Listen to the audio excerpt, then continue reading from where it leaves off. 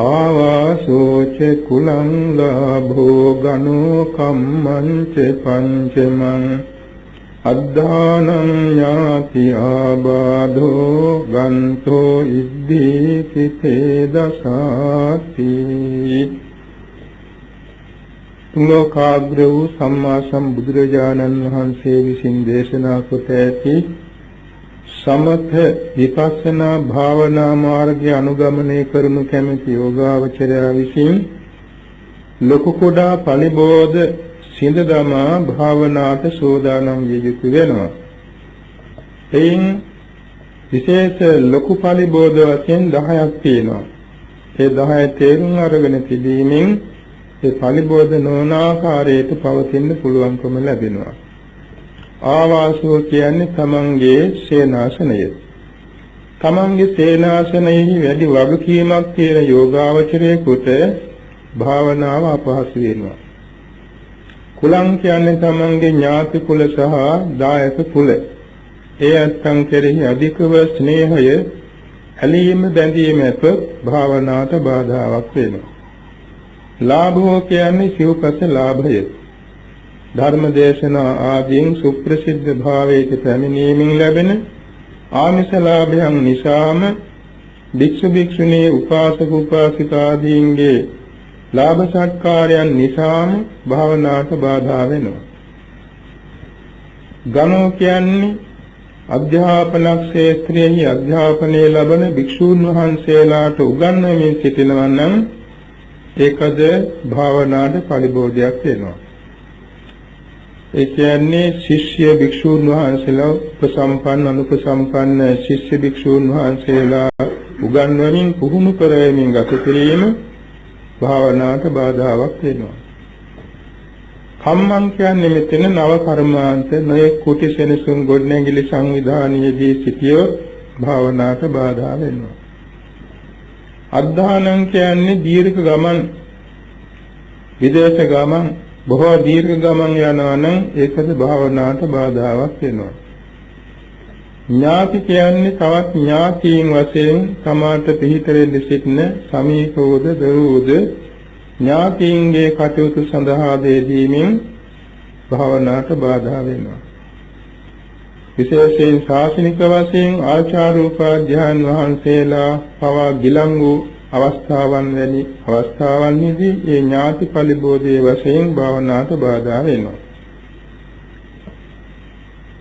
ආබාධෝ කියන්නේ ශාරීරික වශයෙන් ඇති නොයෙක් අසනීපකම් අසනීපයත්වත් ඒවා සුව කරගෙනම භාවනාවට සූදානම් විය යුතු වෙනවා. ගන්තුව කියන්නේ තමන් පරිහරණය කරන වාචෝද්ගත කොට ඇති ග්‍රන්ථ පරිහරණය කියන්නේ සජ්ජායන මනසිකාර ආදී වශයෙන් ත්‍රිපිටක ධර්මයේ හදාරමින් හෝ සජ්ජායනා කරමින් කාලය ගෙවනවා නම් ඒද භාවනාවට බාධාවක් වෙනවා. ඉද්දී කියන්නේ මෙතන විකුරුවන ඉර්ධිය ආදිය කවර විදිහේ හෝ ඉර්ධියක් සමාවෙත ඇතොත් ඒක විපස්සනා භාවනාවට බාධා වෙනවා, සමතේට බාධාවක් නොවෙන්න පුළුවන්. මේ මහා පරිබෝධයන්ගෙන් ලැබෙගෙනම භාවනාවට යෙදීම අත්‍යවශ්‍ය වෙනවා. අනික් කාරණය කුඩා පරිබෝධයක් තමා සිඳගෙන භාවනාවට සූදානම් විය යුතු වෙනවා. හිසකේ රැවුල් බහා ගැනීම, නියපොතු බහා ගැනීම, ශරීරයේ දොස් හැවිසී යතුත් උද්ධ විරේචන, අදෝ විරේචන, නක්ඛු සම්ම ආදීන් ශරීරයේ නිරෝගී බවට සහල්ු බවට පමුණවා ගැනීම අත්‍යවශ්‍ය වෙනවා. තමන් පරිහරණය කරන ආවාස කුටි ගෙවල්, ඇඳ කුටි ඇතිලි කොට මෙට්ට ආදී පිළිදගුම් කළ යුතු නම් ඒවා කල්ැතුව පිළිදගුම් කළ යුතු වෙනවා.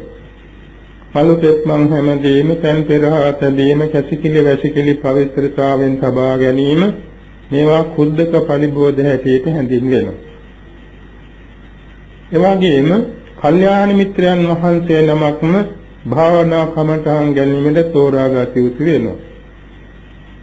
පියෝචගරු භාවනීයෝ වත්තාච වචනක්ඛම ගම්භීරංච කතං කත්තා නොචට්ඨානේ නියෝජයේ කියන ගුණාංග 7ක් ඇති කල්යාණ මිත්‍රයන් සුලභ නැහැ.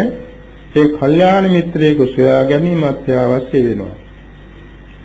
පියෝච කියන්නේ සීලාදී ගුණ නිසා ප්‍රිය භාවයක් කල්යාණ මිත්‍රයා කෙරෙහි පවතින්නට ඕනේ. ගරු කියන්නේ ලොකු කුඩා සුළු උවද ලොකු ආපත්‍ති කුඩා ආපත්‍ති කියලා වෙනසක් නැතුව කුඩායවත පවා ගෞරවයෙන් ආරක්ෂා කරන හේයින්ම ගරු කටයුතු කල්යාණ මිත්‍රයෙක් වන්නට ඕනේ. භාවනීයෝ කියන්නේ සමථ විපස්සනා භාවනාවෙන් සම්භාවනාවත්වයටපත් වූ උතුමෙක් වෙන්නට ඕනේ. එවැගේම වත්තාච කියන්නේ තමන් ආශ්‍රය කරන ශිෂ්‍යයන් කෙරෙහි අනුකම්පාවෙන් ලොකු කුඩා වර්ධ කියා දෙන කල්යාණ මිත්‍රයෙක් වෙන්නට ඕනේ. වචනක්කමෝ කියන්නේ සමහර විට අකීකරු ශිෂ්‍යයන්ගේ හෝ නොදන්න නොදරුවන්ගේ වචනපතයන් ගණන් නොගෙන ඉවසිලිවන්ත වන කල්යාණ මිත්‍රයෙක් වෙන්නට ඕනේ. ගම්භීරංච කතං කත්තා කියන්නේ ගම්භීර වූ ස්කන්ධාතන ධාතු ආදී පිළිබඳ මනවින් කියා දෙන කල්යාණ මිත්‍රයෙක් වෙන්නට ඕනේ. නොචත්තානේ නියෝජයේ කියන්නේ මාර්ගඵල අධිගමනයේ දක්වා අවශ්‍ය වන පිළිවෙත් මඟ හැර වෙන දෙයක් නොකියන ඒ ප්‍රතිපත්ති මාර්ගයේම යොදවන කල්යාණ මිත්‍රයෙක් වෙන්නට ඕනේ. මේ කියන උතුම් කල්යාණ මිත්‍ර සම්පත්තිය ලබා තමාට සුදුසු සෙනසුනක් තෝරා ගන්නට ඕනේ. විශේෂයෙන් භික්ෂූන් වහන්සේ නමක් නම් නුසුදුසු සේනාසන 17ක් ගැන අට කතාවල හැඳින්වෙනවා. මහා වාසං නමා වාසං ජරා වාසංච පන්තනින් සොණ්ඩින් පත්තංච පුප්පංච පලං පත්තිත මේවච නගරං දාරුණා කෙත්තං විසභාගේන පත්තනං පච්ඡන්ත සීමා සප්පායං යත්ත මිත්තෝ නලබ්බති කියන අටලොසක් තියෙන නුසුදුසු සේනාසන වශයෙන් අත්හැරිය යුතුයි. මහා වාස කියන්නේ වත් පිළිවෙත් කිරීමෙන් නිමාවක් නැති විහාරස්ථාන තියෙනවා. ඒතන් ප්‍රතිජග්ගණය කරන්න කාලේ වැඩියෙන් ගත වෙන නිසා භාවනාවට බාධා. නවාවාසං කියන අලුතෙන් ගොඩනැගෙන ආවාස තියෙනවා. ඒ නව කර්මාන්ත බහුල බැවින්ද ඒද බාධාවක්. එවැගේම මහා වාසං නවාවාසං ජරා වාසං කියලා කියන්නේ බොහෝ දි รา පත් වූ ආවාස තිබුණු. ඒවා හිමින් කඩා බිඳ වැටෙන බැවින් ඒවා ප්‍රතිසංස්කරණය කරන්නම කාලය ගත වෙනවා. ඒකත් බාධාවක්. පන්තනින් කියන්නේ මාර්ග ආසන්න ඇති සේනාසන. මාර්ග ආසන්න වල බොහොම පරිබෝධ බැවින් ඒකත් නුසුදුසුයි. සොණ්ඩින් පත්තංච පුප්පංච ඵලම් පත්තිත මේ වෙතිකී ජී මිනිසයන් ඇවිල්ලා වතුර ගෙන යන තන් පොකුණු තන් ලිං ආදී ඇති සමීප ස්ථාන වල සුදුසු මදි. එවැගේම මහජනය ඇවිල්ලා දව දඬු කපාගෙන යන තැන් පත්කොළ කපාගෙන යන තැන් මල් නෙලාගෙන යන තැන් ආසන්න සෙනසුන් වටිනාකමක් නැහැ. භාවනාවට බාධාවක්. තවත් බොහෝ භික්ෂූන් වහන්සේලා ඉන්ද්‍රයන්ට ප්‍රාර්ථනා කරන තැන් තියෙනවා, බලාපොරොත්තු වන තැන් තියෙනවා. ඒ තැන්ද තමාට අසස්ත්‍රාය වෙන්න පුළුවන්. නගරං කියන්නේ නගරාසන්න විශේෂාසනද භාවනාවට බාධාවක් වෙනවා. දාරුණා කියන්නේ දව කියන්නේ දර ආදී කඩා ගන්න දෙන නැත්තන්ගෙන් කරදර තියෙනවා නම් යන් තැනක ඒ තැන් උඩ අත්හැරිය යුතු වෙනවා. කෙත්තං කියන්නේ කුඹුරු යායවල් ආසන්න තැන් වල කුඹුරු හිමියන්ගෙන් ගොවීන්ගෙන් නොයෙක් අපහසුතා පැමිණෙනවා. විසභාග කියන්නේ තමාගේ සීලාදි ගුණයට සමානත්වයක් නැති විසභාග පුජ්‍යලයන් ඉන්න තැන් වල යක්ෂ ප්‍රේත අමනුෂ්‍යයන් විසගෝර සර්ප යාල මුර්ගාදීන් බහුල තැන් සදමහන්ත භාවනාවට නුසුදුසු වෙනවා. පට්ටනම් කියන්නේ පටුනුගම් කියන්නේ බොහෝ තොටු පොළවල් නව තොටු පොළවල් තැන් වල එවාගෙම වෙළඳ මධ්‍යස්ථාන ආසන්න තැන් භාවනාවට සුදුසු වන්නේ නැහැ. පච්ඡන්ත සීමා කියලා කියන්නේ තුනුරුවන් නොපවත්නා සදාවතුන් නොපවත්නා පවත් ප්‍රදේශ භාවනාවට සුදුසු නැහැ. සීමා කියන්නේ රාජ්‍ය සීමා අතර නැවතීමක් අන්තරාදායකයි. යත්තමිත්තෝ නලබ්බති කියන්නේ තමන්ට සැකයක් සංකාවක් ඇති වූ විට ඊට පිළිතුරක් නැත්නම් විසඳුමක් ලබා ගන්න සුදුසු කල්යාණ මිත්‍රයෙක් නැතිනම් යම් තැනක එවැනි තැනක්ද සත්‍රාය වන්නේ නැහැ. මේ නිසුදුසු තැන් අත්හැර දමා පින්දපාතචාරියාවට වඩා දුර නැති වඩා සමීප නැති රාගිය තන් පහසේ ඇති රුක්ෂවන් ඇති විවේක ඇති තැනක්ම සොයා ගන්නට ඕනේ. ඒ විදිහේ සේනාසන ශ්‍රී ලංකාවේ ප්‍රතිකුත් සුලභව තිබුණා දැනුත් තියෙනවා. ඒ විදිහේ සේනාසනයක්ම භාවනාවට සමාතෝරාගත යුතු වෙනවා. ඊළඟට තියෙන අධ්‍යාස සම්පන්නව භාවනාවේ දෙන්නට ඕනේ. අධ්‍යාස කියන්නේ ප්‍රණීත අධ්‍යාසය.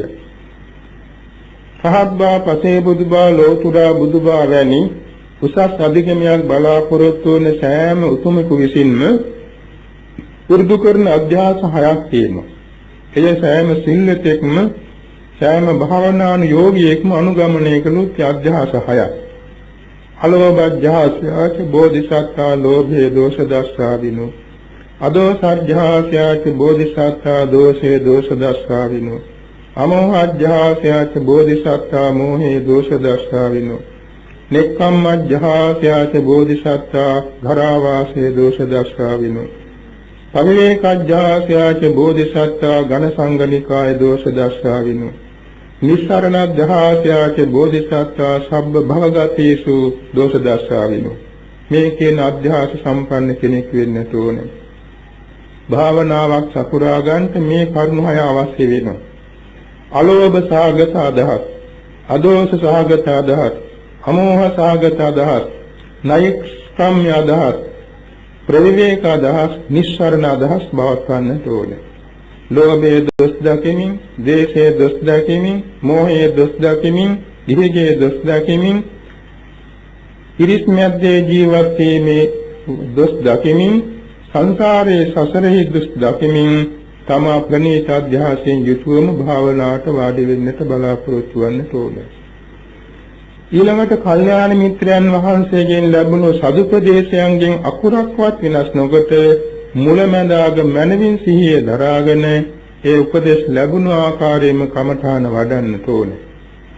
දැන් මේ කියන ලද කර්මස්ථාන භාවනා 40න් යම් කිසි සමත භාවනාවකින් ධ්‍යානයක් උපදවා ගන්න බලාපොරොත්තු වන්නේ නම් මේ මූලික උපදේශ ටික අනුගමනය කොටම තමන් උදේවරුේ පිළිසුඟා වළඳා බත් මත අත්හැර දමා හෙවත් ඒක සංසිඳවාගෙන ඊළඟට සුදුසු තැනක සුදුසු අස්නක් පනවාගෙන භාවනාවට සෝදානම් වෙන යෝගාවචරයා විසින් පූර්ව කෘත්‍ය සම්පාදනය කළ යුතු වෙනවා. අපේ බුදුරජාණන් වහන්සේ බුදුනේ ධම්සක් දේශුවේ ධර්ම දේශනා කළේ සමාපatti සමයදුනේ දන් වැළඳුවේ පවා නැගෙනහිර දිශාවට මුහුණලා වාඩි වීගෙනයි. දිශා නමස්කාරයේ සඳහා නොවේ අභිවෘද්ධි කර දිශාවට හැරී වාඩි වීම සීල බුදුවරයන් වහන්සේලාගේ චාරිත්‍රයක්. නිසා භාවනාවෙන් දියුණුවක් අභිවෘද්ධියක් කැමති වෙන යෝගාවචරයා නැගෙනහිරට මුහුණලා වාඩි විය යුතුයි. නොවේසේනම් උතුරට මුහුණලා වාඩි වීමත් හරියක් නැහැ. සෙසු දිශාවන්ට මුහුණලා වාඩි වීමෙන් ආපත්‍ය සිද්ධ නොවුනත් කොයි දිශාවටද මුහුණ දෑමෙන් තමාගේ සිත සමාධි වන්නේ කියන එක තමන්ම අත්හදා බලා පරික්ෂාකාරී සුදුසු දිශාවට මුහුණලා වාඩි වෙන්න ඕනේ. යෝගාවචරයෙකු විසින් අවශ්‍ය වේලාවට පළඟ ලිහා බිමට පය තබන්න සුදුසු හැටියට මිතිරියනක් තරම් උස ඇති ආසනයක් පනවා ගන්නේ නම් වඩා හොඳ බව සඳහන් වෙනවා. එක් ක්‍රියාස් හතර ගුලක් කියලා සඳහන් වෙනවා. එක් ක්‍රියාස් හතර ගුලක් පමණ උස ඇති කකුල් සහිත ආසනයක වාඩි වුණා නම් යම් වෙලාවක දෙපය පළඟ ලෙහා පාත් කරනවා නම් පහසින් බිම තියාගන්න පුළුවන් වෙනවා. ඒ විදිහේ සප ආසනයක් පනවාගෙන උඩුකය කෙලින් තබාගෙන තමාට නියමිත කමඨානට සිහිය යොදන්නට පළමුවෙන් සීලය ආවර්ජනා කරනවා. සීලය ආවර්ජනා කළ සීලෙන් සිත සම්පාදනය කරගන්නවා, සතුටු කරගන්නවා. ඊළඟට නෛෂ්ක්‍රම්‍ය ආනිසංස සලකන්න කලින් කාම ආදීනව සලකන්නට ඕනේ. ඒ කියන්නේ කාමයන්හි තියෙන ආදීනව සලකලා එහියතා වූ නින්දිත බව, තුච්ඡ බව, අසාර නිස්සාර බව සිතට දරාගෙන නෛෂ්ක්‍රම්‍යයට හිත නමා ගන්නට ඕනේ. අත්තිකං කුලෝපමා කාමා වුත්තා භගවතා බහු දුක්ඛා බහූපායාසා ආදීනවෝ එක්තදීයෝ මන්සපේසූපමා කාමා අංගාරකාසූපමා කාමා කිනුක්කූපමා කාමා සුඛිනුක්කූපමා කාමා යාසිතුකූපමා කාමා රුක්ඛමා අසිසූනෝපමා කාමා සක්තිසූලෝපමා කාමා සප්පසිරූපමා කාමා මේ දසවිධ කාමාදීනව මනවින් සිතට නගා ගන්නට ඕනේ. මේ ඇස පිනවන, කන පිනවන, නැහැය දිවයි කාය පිනවන, පසුනුරම් පිනවන කාම වස්තු කියන්නේ හරියට ඇට සැකිල්ලක් නැත්නම් ඇට කැබැල්ලක් බල්ලෙකු විසින් මේ හපහපා ඉදී මහා නිෂ්ඵල වැඩක්. ඒ වගේම මස් පිටක් හා සමානයි. මස් පිටක් තිබූ තැන ඇලෙනවා වගේම යම් කිසි රත් කරපු මස් පිටක මේ රත් කරපු කබලක මස් පිටක් කිව්වනම් වහා මේක ඇලී ගන්නවා. ඒකෙන් විනාශ වෙනවා, ගලවන්න බැරි වෙනවා. ඒ වගේම ගිනි අඟුරු වලක් හා සමාන බව, අත දැවෙන ගිනි හුලක් වැනි බව සලකාගෙන සිහිනියක් දැකීමක් වගේ නිෂ්ඵල දෙයක් බව දැනගෙන, ඒ වගේම తాවකාලිකව ගත දෙයක් බව දැනගෙන, ගසර නැගී ජඩි කඩා කන්නේකෝ එසේ සිටියේදී තව කෙනෙක් ගස කපා හෙලන්නාක් වැනි බව, එවාගෙම මස් කපන කත්තක් කොළඹුවක් වැනි බව, එවාගෙම පපුවට ඇනුණු නපුරු ආයුධයක් වැනි බව, විෂගෝර සර්පයෝගී හිසක් වැනි බව, මේවා සලකමින් කාමයන් ආදීනව සිතට නංගාගෙන ඒ සම්බන්ධ විරක්ත භාවය ඇති කරගන්නට ඕනේ. නෛෂ්ක්‍රම්‍යානිසංස වශයෙන් බුදුපසේ බුදුමහරහතන් වහන්සේලා මේ පංචකාම වස්තුන්ගෙන් ක්ලේශකාමයන්ගෙන් වෙන් වී ලබා ගන්නා ලද නිරාමිස සම්පත්තිය ගැන සිතින් ආවර්ජනා කරන්න ඕනේ. කාමයන්ගෙන් තොරව මේ නිරාමිස ධ්‍යාන සවේතපත් වූ තුමන් බඹලව උපන්න එයින් නැති සෝවාන් සකදාගාමි අනාගාමි මඟඵල ලැබුවා. කුබ්බේ නිවාස ඥාන, දිබ්බ චක්ඛු ඥාන ආදී ඥාන විශේෂයන් ලැබුවා. ඒ වගේම චතුස්පාටි සම්බිදා ඥාන ලැබුවා. සත් අසාධාරණ ඥාන ලැබුවා. සත් අභිඥා ලැබුවා. සුද්ධක ඥාන, සෝලක ඥාන ආදී ලැබුවා. ශ්‍රාවක බෝධි ඥාන, ප්‍රත්‍යේක බෝධි ඥාන ලැබුවා. කරුවක්ඥතා ඥාන ලැබුවා. මේ ආදී වශයෙන් නෛෂ්ක්‍රම්‍ය ආනිසංස නුවණින් ආවර්ජනා කරලා නිත සම්ප්‍රහාසනය කරගෙනම සමාධි නිසි කමඨහනට යොදන්නට ඕනේ. භාවනා කර්මස්ථාන අතරින් සබ්බත්තක කම්මඨාන නමින් කියවෙන බුදු ගුණ, මෛත්‍රිය, අසුබ, මරණ සති කියන මේ සතර පළමුවෙන් ප්‍රගුණ කරගෙන තබා ගන්නට ඕනේ. ඒක සෑම ඉරියව්වකදීම සෑම භාවනාවකට කුරේචාර්යව දියුණු කළ යුතු භාවනා හතරක්. ඊළඟට භාවනා කමඨහන් අතුරින් ඊටාම සරල, එවාගෙම ඊටාම ලෙහෙසි වුණත් මහා පුරුෂ භාවනාවක් වශයෙන් ගැනෙන ආනාපාන සති භාවනාවන යෝගාවචරයෙකු වේ නම් උඩුකය කෙලින් තබාගෙනම වාඩි විය යුතු වෙනවා. උඩුකය කෙලින් තබාගත් යෝගාවචරයා සමාගයේ පිටකටු පෙළ ඉරුජුව පවත්නා බැවින් නාසිකාග්‍රේ හැපෙන සියුම් මූදු හුස්ම රැල්ල අරමුණු කරන්න සමත් වෙනවා. සතිය හොඳින් පිහිටා සිටිනවා. ආනාපාන සතිය මෙහි කරන්ද හුස්ම රැල්ල සියුම් වෙන බැවින් සියුම් මූදු හුස්ම රැල්ල අරමුණු කරන්නට ලෙහෙසි වෙන්නේ උඩුකය කෙලින් තබා ගැනීමෙනුයි. අනික් කාරණය වැඩි වේලාවක් එක ඉරියව්වේ සිටීමට උඩුකය කෙලින් තබා ගැනීම අත්‍යවශ්‍ය වෙනවා. ස්වල්පයක් හෝ ඇදට පිහිටියා නම් වැඩි වේලාවක් කන්දමත්ින් මාංශ පේශිවල පිටකටුවට තෙරපීම නිසා වේදනා කර බැවින් ඉරියව් වෙනස් කරන්න වෙනවා.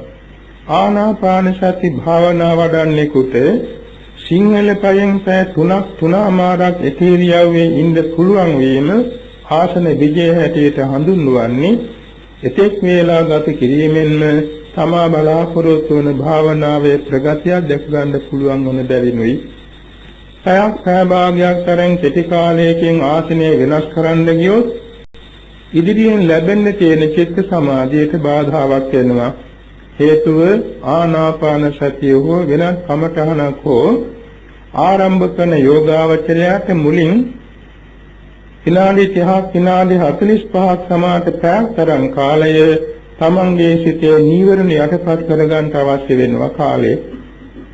ශාරීරික වශයෙන් එන වේදනා සංසිඳවා ගැනීමට, එවැගේම සිතේ විධාවනේ සංසිඳවාගෙන පරිකාරම නිමිති, උග්ඝා නිමිති, ප්‍රතිභාග නිමිති ලබා ගැනීමට පැයකට වැඩි වේලාවක් මුලින් අවශ්‍ය වෙනවා.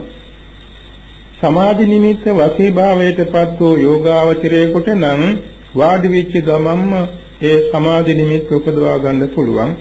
ආධිකාර්මික යෝගාවචරයට වැඩි වේලාවක් ගත වෙනවා අනුපිළිවෙලින් හිතේ ශක්තිය ඇති කරගෙන අර සමාධි භාවනාවේ ප්‍රතිඵල දැක ගන්න. නිසා පැයකින් තරම් කෙටි කාලයකින් ඉරියව්ව මාරු නොකරනත් ඊට වඩා වැඩි වේලාවක් ගත කරන්නත් උඩුකය කෙලින් තබාගෙන වාඩි වීම අත්‍යවශ්‍ය වෙනවා.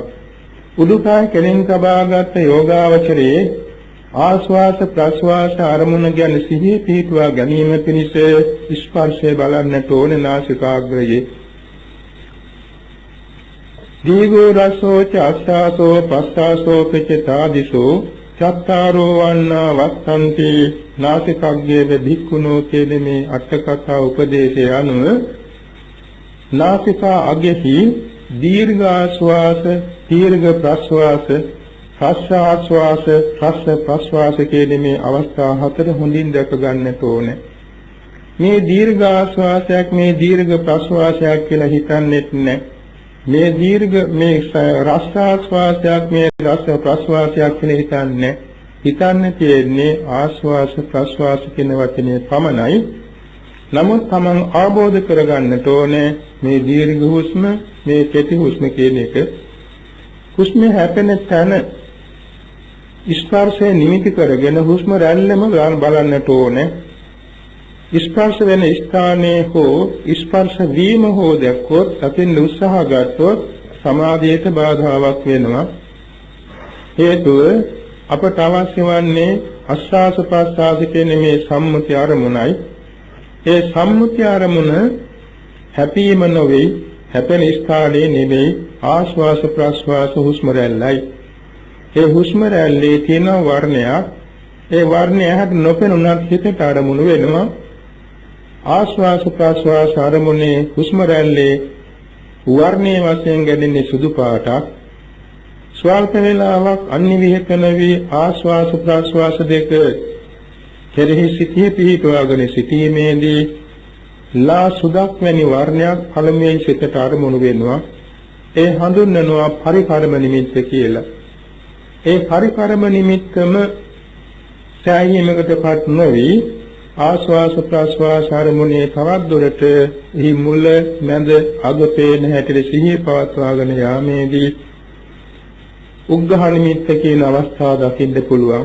සුදු පාට වලාකුළු සුදු පුළුන් ගොඩවල් පාවෙවි තියෙනවා වගේ විදුලි කොටන්නා වගේ චංචල සහිතව කලින් තිබුණට වඩා විශේෂ ආලෝකයක් දකින්න පුළුවන්. ඒ හඳින් වෙන්නේ උග්ඝහ නිමිත්ත කියලයි. ඒ උග්ඝහ නිමිත්ත ලැබෙන වෙලාවේ හිතේ ඇති සමාධියට කියන පරිකර්ම සමාධිය කියලා. තාම නීවරණ යටපත් වෙලක් නැහැ. තවත් දුරට සියුම් මූද ආශ්වාස ප්‍රශ්වාස දෙක මෙනෙහි කරන යනකොට ඒ පාවෙමින් තියෙන සුදු ආලෝක නිශ්චල බාටපත් වීතා ප්‍රභාස්වර ස්වභාවයකින් තමාගේ ඉදිරියෙහි ඒ නිමිත්ත පහළ වෙනවා. ඒ හඳුන්වන්නේ ප්‍රතිභාග නිමිත්ත කියලයි. මේ පරිකර්ම නිමිත්ත, උග්ඝහ නිමිත්ත, ප්‍රතිභාග නිමිත්ත කියන අවස්ථා තුනම ලැබෙන්නේ කාමාචර කුසල් සිතටයි. ප්‍රතිභාග නිමිත්ත අවස්ථාවේ හිතේ ඇති සමාධියට කියන උපචාර සමාධිය. ඒ මොහොතේදී පංච නීවරණ යටපත් වෙලා එතෙක් වේලාව නීවරණයන්ගේ බලපෑම නිසා ප්‍රමාද වුනේ.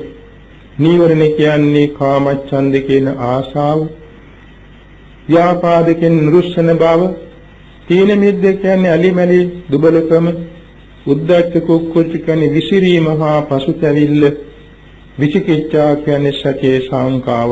මේවා වරින් වර හිතට ඇතුල් වූ නිසායි මෙච්චර පමා වුනේ.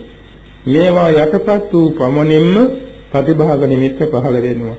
මේවා යටපත් වෙනකොට හිතේ ශක්තිමත් වෙනවා.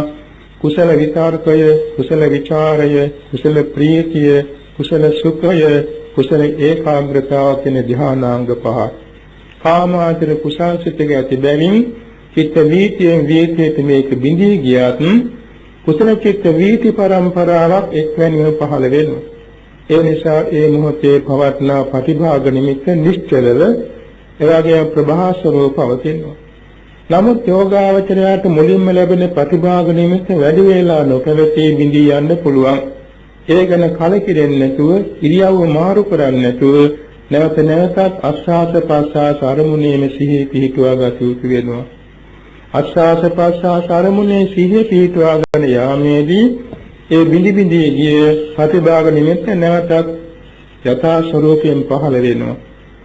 ඒ අවස්ථාවේදී යෝගාවචරය ඉක්මන් නොවි, පමා නොවි, කලබල නොවි, උදම් නොවි අදිෂ්ඨාන කර කර ඒ ප්‍රතිභාග නිමිත්ත සහවුරු කරගන්නට ඕනේ. විනාඩි 5ක් 10ක් 15ක් මේක පවතිවා.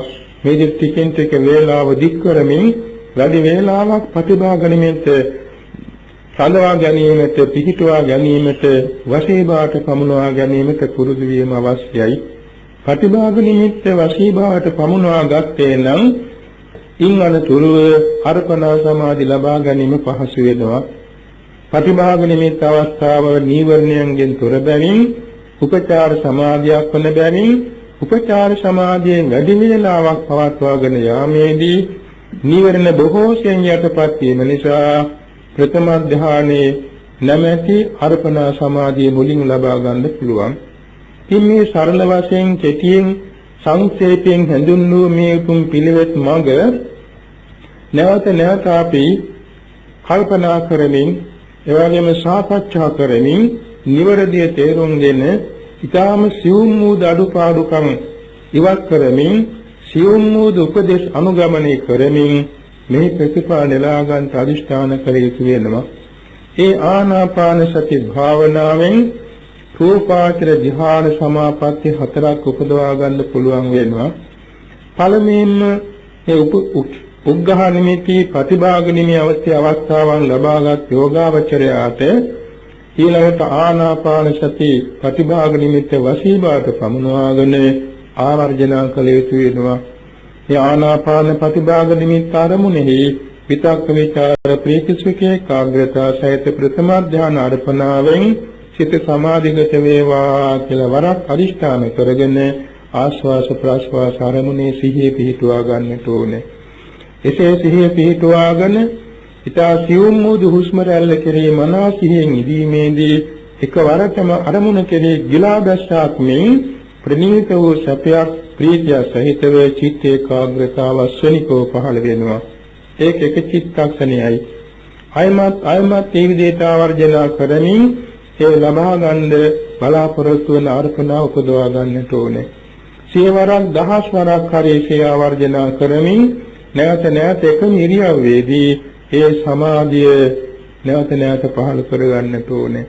එසේ ආවර්ජනාවයි සමාපර්ජනාවයි දෙක බහුල වශයෙන් කරලා දැන් ආවර්ජනා කළ පමණින් ප්‍රතිභාග නිමිත්ත එළඹ සිටිනවා. එපමණින්ම සමාපත්තියට සමවදිනවා. ඊළඟට අදිෂ්ඨාන කරන්නට ඕන වේලාවක් මේ ආනාපාන ප්‍රතිභාග නිමිත්තෙහි විතක්ක විචාර ප්‍රීතිසුඛ ඒකාග්‍රතාව සහිත ප්‍රථම ධ්‍යාන අර්පණාව මෙතෙක් වේලාව පවතිවා කියලා විනාඩි 5 විනාඩි 8 විනාඩි 10 විනාඩි 15 යෝගී ටිකෙන් ටික වැඩි කර ඒ සමාධි ශක්තිය දික් කරන්නට ඕනේ. එසේ වේලාව අදිෂ්ඨාන කර පැවැත්වීමදී කියන අදිෂ්ඨාන වශීතාව කියලා. ආවර්ජනාවයි සමාපජ්ජනාවයි අදිෂ්ඨානයයි කියන මේ තුන පුරුදු නම් පස්සේ කෙටි වේලාවකින් ධ්‍යානෙන් නැගිටින්න පුරුදු වෙන්නට ඕනේ. මේ ආනාපාන ප්‍රතිභාග නිමිත්ත අරමුණෙහි විතක්ක විචාර ප්‍රීතිසුඛ ඒකාග්‍රතාව සහිත ප්‍රථම ධ්‍යාන අර්පණාව මෙතෙක් වේලා සමවැදී මෙතෙක් වේලාවකින් නැගිටීම වේවා කියලා වේලාව අදිෂ්ඨාන කරගන්නට ඕනේ. කෙටි වේලාවකින් නැගිටින තරම් පුරුදු වීමේ ශක්තියට කියන්නේ උත්සාහන වශීතාව. ඉදිරි සමාපatti උපදවා ගැනීමේ බලාපොරොත්තු වන යෝගාවචරය කෙටි වේලාවකින් ධ්‍යානයෙන් නැගිටින්න අවශ්‍ය වෙනවා. එනිසා කෙටි වේලාවන්හිදී සමාධියෙන් නැගිටීමට පුරුදු වීම උත්සාහන වශීතාවයි. මෙසේ ආවර්ජන, සමාපජ්ජන, අදිඨාන, උත්ථාන කියන හතරම ප්‍රගුණයෙන් පස්සේ ඒ සමාධියෙන් නැගිටලා එහි ධ්‍යානාංග ප්‍රතිවේක්ෂා කිරීම සිද්ධ කළ යුතුයි. විතර්කයේ, ਵਿਚාරයේ, ප්‍රීතියේ, සුඛයේ, ඒකාග්‍රතාව කියන මේ පහ වෙන වෙනම හිතේ තරකී ඇති තමන්ගේ වස්තු රූපයේ කෙරෙහි සිත යොමු කරලා මෙනෙහි කරන්නට ඕනේ. එසේ මේ පහ වෙන වෙනම ආවර්ජන කළ නැවත සම්පින්දනය කරමින්ද මේ පහ එකවරට අරමුණු කරන්නත් පුරුදු වෙන්නට ඕනේ. මෙසේ මේ පංචේද වශීතා පුරුදු කරගත් යෝගාවචරයෙකුටයි ඊළඟ සමාධිය සඳහා පියවර නගන්න පුළුවන් වන්නේ. ඒ සම්බන්ධ උපදෙස් නැවත නැවත භාවනා කරන අවස්ථාවන්දී විශේෂයෙන් බලාපොරොත්තු වන්නට ඕනේ. ඒතකොට මෙන්න මේ දසවිධ පරිබෝධයන් හා කුද්දක පරිබෝධයන් සිඳදම කල්යාණ මිත්‍රයන් වහන්සේ නමක් ආශ්‍රය කරමින් ඒ කල්යාණ මිත්‍ර උපදේශයන් අකුරටම පිළිපදිමින් සීල සංවරය මනවින් පවත්වාගෙන ඉන්ද්‍රිය සංවරය මනවින් තබාගෙන අර බද්ධ සම්බන්ධ විනෝදයෙන් යුතුව කායික පහසුවක් ඇති කරගෙන සුදුසු සැප ආසනයේ කුඩුකය කෙලින් තබාගෙන මේ විදිහට ආනාපාන සති භාවනාව වැඩිමින් එකම ආසනයකදී බොහෝ විට යෝගාවචරයට ප්‍රථම ධ්‍යාන වැනි ධ්‍යාන උපදවා ගන්න පුළුවන්.